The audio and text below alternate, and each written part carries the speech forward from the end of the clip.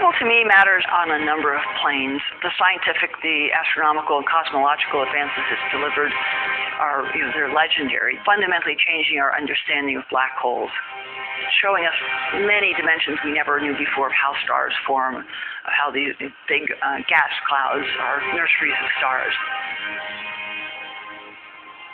I imagine astronomers have been dreaming since they ever first looked at the stars about some way to get rid of all these pesky clouds and the turbulent atmosphere. So that's really what Hubble is about. So if you could put a really high-performing telescope above all of that, you'd really open great doors to astronomy. So we launched on April 24th, and with a few hiccups and bumps, got Hubble deployed on day 2 of the mission, and then, as planned, returned to Earth on the 5th day. Main engine start, T-minus 6, 5, 4, 3, 2, 1, and liftoff of Space Shuttle Discovery with the Hubble Space Telescope, our window on the universe. Space shuttle launches were an amazing experience. You had 5 engines running at the same time as you lifted off the pad. It's turbulent. It's combustible. It's really, shaking kind of ride. Hubble was bolted into the cargo bay of the shuttle and attached with an electrical connector.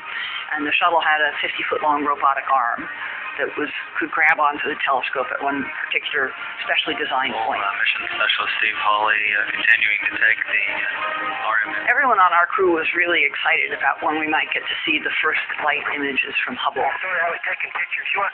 Time dragged on, and then, of course, the next thing we knew, there was a very ashen-faced press conference with very senior NASA scientific officials come before the public to have to confess that after lots of tweaking with the telescope, they had been forced to conclude the telescope could not and would not focus properly.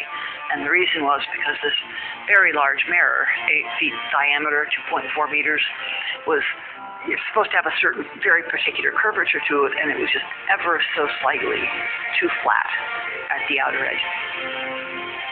This is a sign of death knell for NASA. It's lost its way in the woods. Used to be able to put people on the moon, and now can't even build a telescope.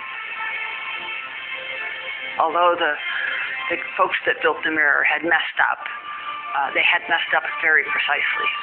And therefore, it was possible to calculate very precisely the difference between the shape it should have had and the shape it did have. Hubble was designed from the beginning to be able to take out one scientific instrument, put a new one in.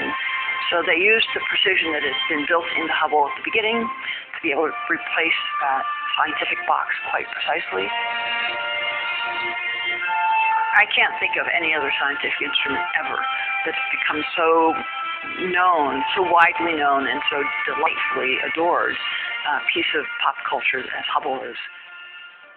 The astronomical team decided to point Hubble at a patch of sky that, based on everything they knew and everything they could see so far, was empty. So they did that, a long exposure at this blank, empty bit of sky. And what came back was like a technicolor. It's just sunny and very richly colored.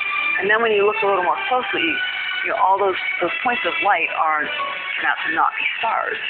There are thousands and thousands of galaxies.